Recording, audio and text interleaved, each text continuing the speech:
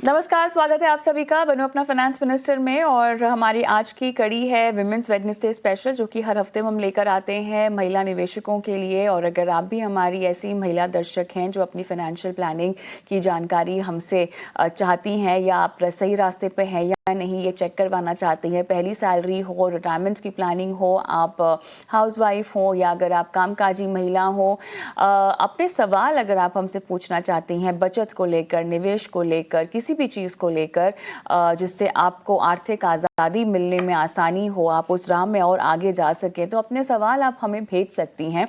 WhatsApp कर दीजिए अपने सवालों को, नंबर आपकी स्क्रीन पे हम फ्लैश कर रहे हैं, एक दो बार और भी हम शो पे फ्लैश करेंगे। और साथ ही यूट्यूब पर अगर आप हमें देखती आ रही हैं तो वहाँ भी अपने सवाल छोड़ सकती हैं कमेंट बॉक्स में। एक एक करके आपके सवालों के सभी जवाब हम इस शो में देते हैं।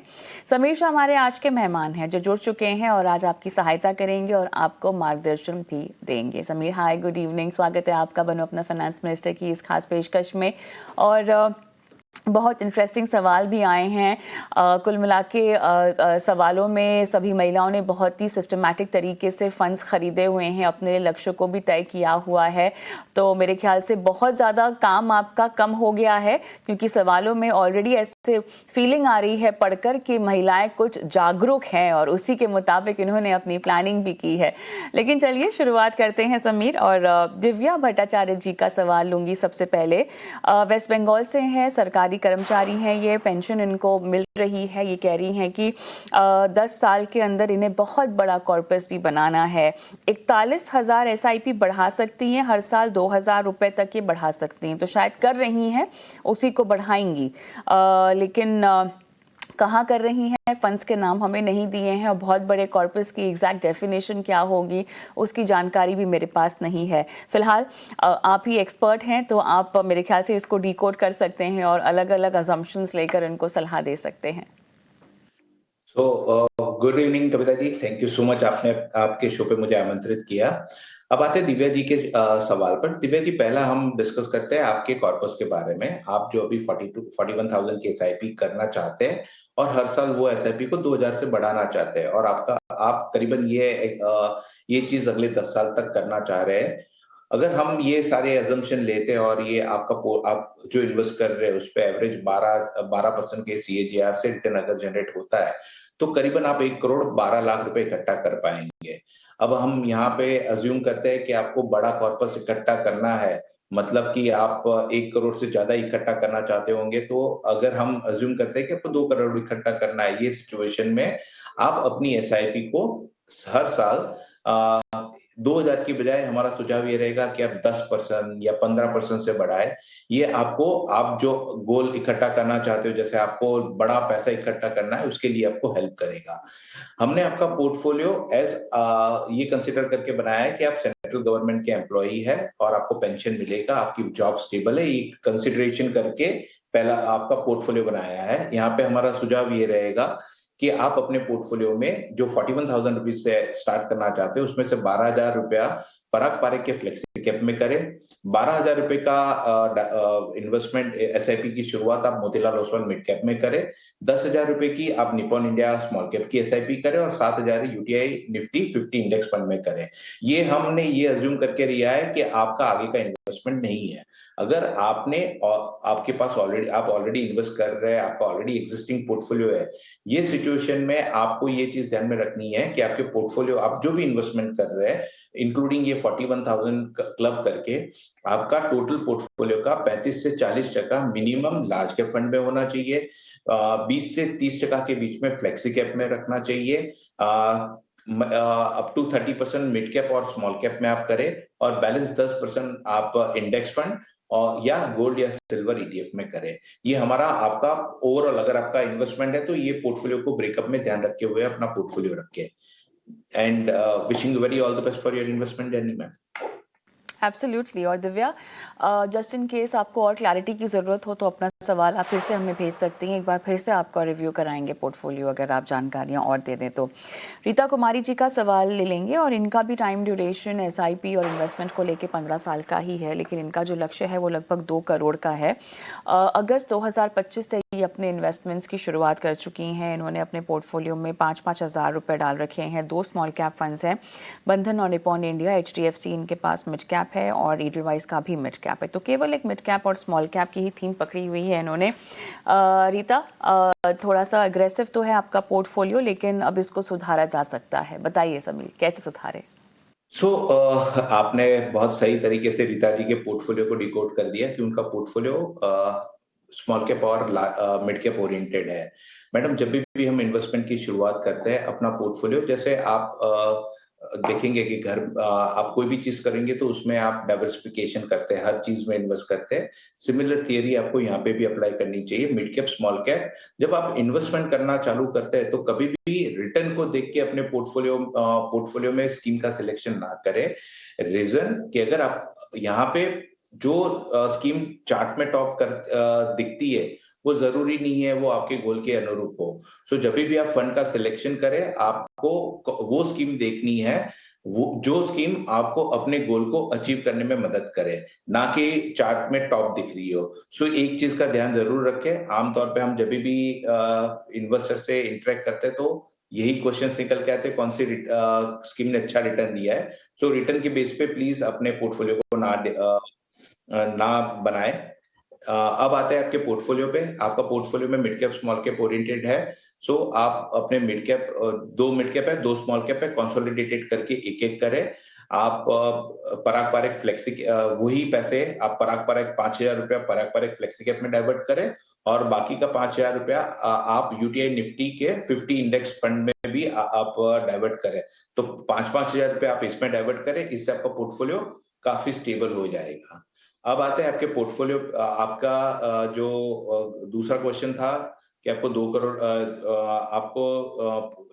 आपको 2 करोड़ इकट्ठा करना है अगले 15 साल में। आपकी जो करंट 20,000 की एसआईपी चल रही है, 15 साल अगर आप कंटिन्यू रखते हो, 12% का एवरेज रिटर्न जनरेट हो, अगर आपका पोर्टफोलियो जनरेट करता है, ये सिचुएशन में आप करीबन 1 करोड़ का फंड इकट्ठा कर पाएंगे। ये आपके गोल का 50% होगा। अब अगर आपको अपना गोल अचीव करना है, ये सिचुएशन में आपके पास 2 चॉइस रहेगी। एक, आप अपनी एसआईपी का अमाउंट इमीडिएटली बढ़ा के 20,000 की जगह 40,000 करें। ये सिचुएशन में आप अगले 15 साल में अपना गोल जो 2 करोड़ रखा है वो हासिल कर पाएंगे। अगर आप इमीडिएटली अपनी एसआईपी 20% से नहीं बढ़ा सकती है, तो हर साल अपनी एसआईपी में 13% से आप अपनी एसआईपी हर साल बढ़ाए। ये सिचुएशन में भी आप अपना गोल आराम से हासिल कर पाएंगे। चलिए, थोड़ा सा सुधार अपने पोर्टफोलियो में, थोड़ा सा इसको आपको स्टेबलाइज करना होगा। उसी के लिहाज से जो है आप आगे भी बढ़िएगा। फिलहाल 20,000 की एसआईपी से शुरुआत की गई है, इसको और भी आगे चलकर आप बढ़ाइएगा, तब जाके आपका कॉर्पस भी बनेगा। अगला सवाल संगीता का होगा। ये टीचर हैं और इनके पोर्टफोलियो में भी फंड्स हैं। फ्लेक्सी कैप पराग पारिक का, मल्टी कैप है कोटक का, मिड कैप है मोतीलाल ओसवाल का, निपॉन इंडिया का स्मॉल कैप, कैनरा बैंक का लार्ज एंड मिड कैप है। 13 ईयर्स 2 CR, उम्र इनकी 43 की है। मैं ऐसे अज्यूम कर रही हूँ कि ये शायद अपने रिटायरमेंट के आसपास का कोई कॉर्पस एक्यूमुलेट करना चाहती हैं, पर अगर वो गोल नहीं है तो गोल को लेके हमारे पास क्लैरिटी नहीं है। सिर्फ इतना पता है कि 2 करोड़ इनको जो है इकट्ठा करने हैं। सो ओवरऑल संगीता जी, कब से शुरुआत की है इन्वेस्टमेंट की, कितना आपका पोर्टफोलियो का वैल्यू है, उसकी जानकारियाँ हमारे पास थोड़ी सी नहीं है, बट ऐसे अज्यूम करते हुए कि आपने अभी शुरुआत की है, तो अब से 13 साल में अगर ये इसी अमाउंट की एसआईपी करती हैं समीर, तो कितना इकट्ठा कर पाएंगी? कविता जी, अगर संगीता मैम अभी से अगले 13 साल तक जो करंट एसआईपी है वो कंटिन्यू रखती है, तो 13 साल में उनका कॉर्पस करीबन 57 लाख रुपीस हो जाएगा। हालांकि उन्होंने अपने लिए टारगेट 2 करोड़ का रखा है अगले 13 साल में। सो यहाँ पे दो ऑप्शन रहेंगे। एक, अपनी एसआईपी अमाउंट बढ़ा के 53,000 करें। अगर वो ना कर पा वो इमीडिएटली अगर इतनी एसआईपी अमाउंट नहीं बढ़ा सकते हैं, ये सिचुएशन में अपनी एसआईपी अमाउंट 15,000 से बढ़ा के 20,000 करें और ये 20,000 को हर साल 20% से अपनी एसआईपी बढ़ाएंगे। ये सिचुएशन में संगीता मैडम आराम से अपना जो 2 करोड़ का लक्ष्य है हासिल कर पाएंगे। अब आते हैं उनके पोर्टफोलियो पे। मैम, आपने अपना पोर्टफोलियो काफी अच्छा बनाया है। जो हम आमतौर पे बोलते हैं कि कोई भी पोर्टफोलियो वेल स्ट्रक्चर्ड, डाइवर्सिफाइड होना चाहिए। आपका पोर्टफोलियो एग्जैक्टली वैसा है। लार्ज कैप है, मिड कैप है, स्मॉल कैप है, फ्लेक्सी कैप है। सो ओवरऑल आपका पोर्टफोलियो का कंस्ट्रक्ट बहुत अच्छा है। सो आई एम श्योर मैडम, आप टीचर है तो आप लोगों को सिखाते हैं, आपके पोर्टफोलियो से आई एम श्योर काफी सारे फीमेल इन्वेस्टर्स को इसके बारे में इंस्पिरेशन मिलेगा और आपकी राह पे चलने की कोशिश करेंगे ma'am. Thank you so much.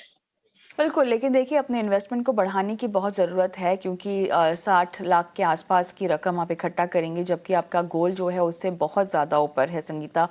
2 crore जो है आपको इकट्ठा करने हैं, तो अगर ये आपका रिटायरमेंट का पोर्टफोलियो है तो ज़रूरी ये होगा कि आप निवेश बढ़ाइए। और दूसरा देखिए, अगर आप कोई और भी निवेश के विकल्प में अपने रिटायरमेंट की प्लानिंग करना चाहती हो, अगर आप सरकारी टीचर हैं तब तो शायद पेंशन का जो है एक प्रबंध हो ही चुका होगा, बट अगर नहीं है तो देखिए अगर आपके पास और भी कोई रकम है जो आप शायद लमसम के तौर पे डालना चाहती हो इस पोर्टफोलियो में या मार्केट में, क्योंकि 13 साल का समय, अगर आप इस समय का सबसे ज़्यादा बेहतरीन फ़ायदा उठाना चाहती हैं तो इक्विटी एसेट क्लास को ज़रूर आपको एक मौका देना चाहिए। All the best Sangeeta.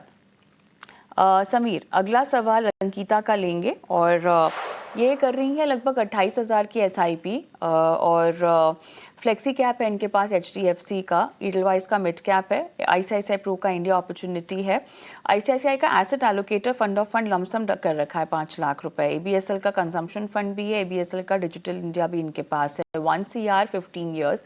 Funds सही है या नहीं, और दूसरा ये कह रही हैं स्मॉल कैप ऐड करना है और अपने पेरेंट्स का ये पोर्टफोलियो इन्होंने बना रखा है। मेरा सवाल इनसे बस ये है कि पेरेंट्स ने क्या इन्वेस्टमेंट, ये पेरेंट्स की इन्वेस्टमेंट है या ये कॉर्पस इकट्ठा करके उनको दे रही हैं या उनके लिए इन्होंने शुरू किया है और ये उनके लिए निवेश कर रही हैं, वो क्लैरिटी मेरे पास नहीं है। लेकिन क्योंकि समय इनके पास 15 साल का है तो शायद ये रिस्क ले सकती हैं। अगर पेरेंट्स का पोर्टफोलियो है तो उनके लिहाज से भी 15 साल का समय शायद ये इक्विटी में जाया जा सकता है।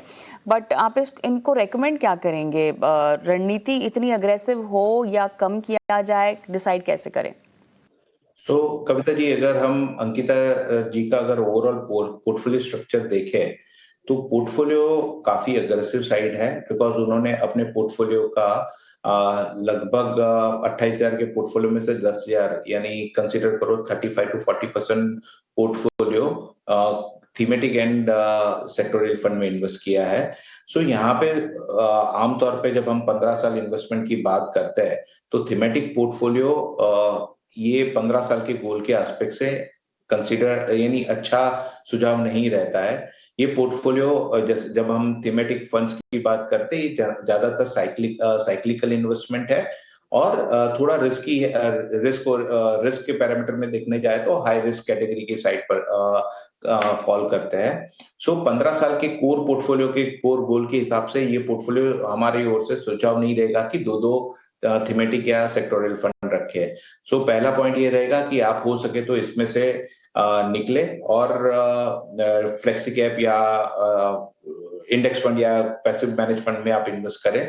इससे आपका पोर्टफोलियो थोड़ा डाइवर्सिफाइड अच्छा हो जाएगा, स्टेबिलिटी आ जाएगी पोर्टफोलियो में। अब दूसरा उनका क्वेश्चन था, उनको अपने पोर्टफोलियो में स्मॉल कैप ऐड करना है। हाँ अंकिता जी, आपके पास 15 साल का टाइम है तो बहुत राइट टाइम है। आप अपने पोर्टफोलियो में जरूर स्मॉल कैप रखें, इससे आपके ग्रोथ साइड में आपको हेल्प करेगा।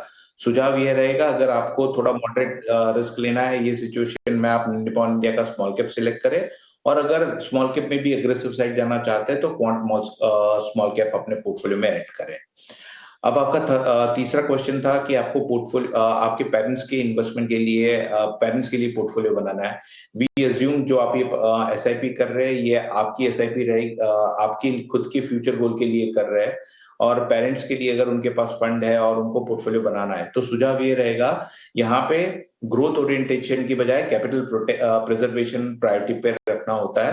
ये चीज में ध्यान में रखते हुए हमारा सुझाव रहेगा कि आप अपने पेरेंट्स के लिए जब पोर्टफोलियो बनाएं तो उसमें पोस्ट का सीनियर सिटीजन सेविंग स्कीम में फंड डाइवर्ट करें। उसके अलावा आप RBI के फ्लोटिंग रेट बॉन्ड आते हैं उसमें इन्वेस्ट करें, और अगर आपको म्यूचुअल फंड में एक्सपोजर लेना है तो यहाँ पे आप 2 कैटेगरी देख सकते हैं। एक है कंजर्वेटिव हाइब्रिड फंड, जिसमें आप ICICI प्रूडेंशियल का रेगुलर सेविंग फंड या SBI का कंजर्वेटिव फंड, दो में से दोनों अच्छे परफॉर्मिंग फंड है, उसमें से कोई भी ले सकते हैं।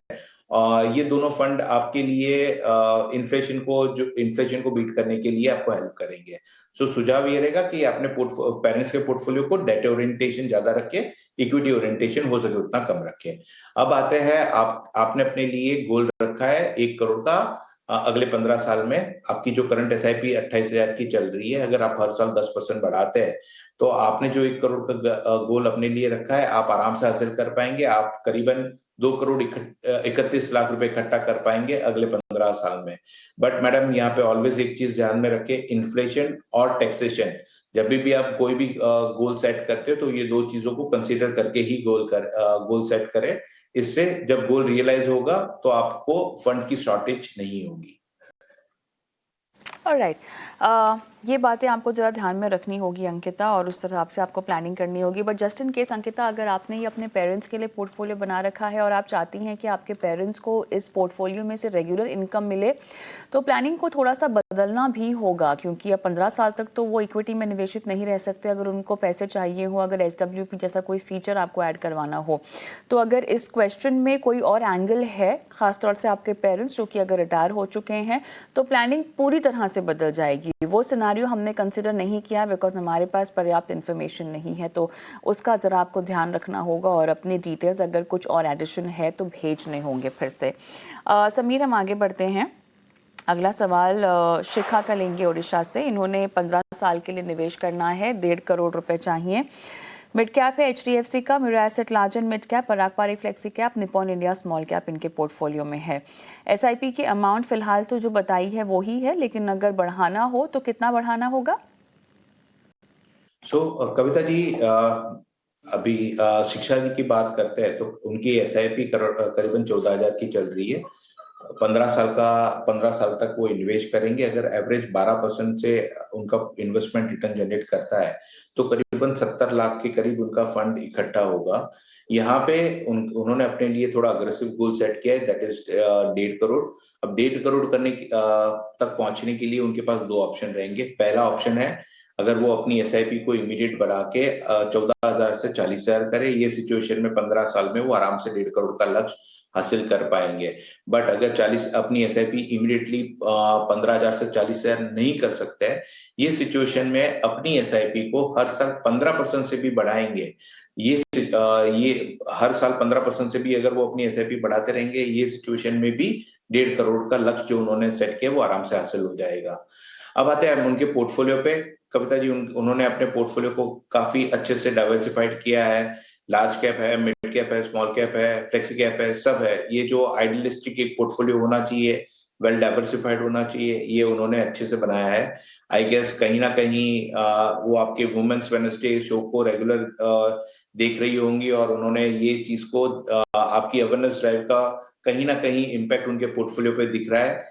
सो you guys are doing really great job ma'am. उसकी वजह से ये जो टिपिकली पहले investment female investors fix deposit करते थे या बैंक पे करते थे, उसकी बजाय उन्होंने अभी डाइवर्सिफाई अपना इन्वेस्टमेंट म्यूचुअल फंड की तरफ बढ़ाया है, विच इज रियली गुड। वक्त है छोटे से ब्रेक का, चल लौटते हैं।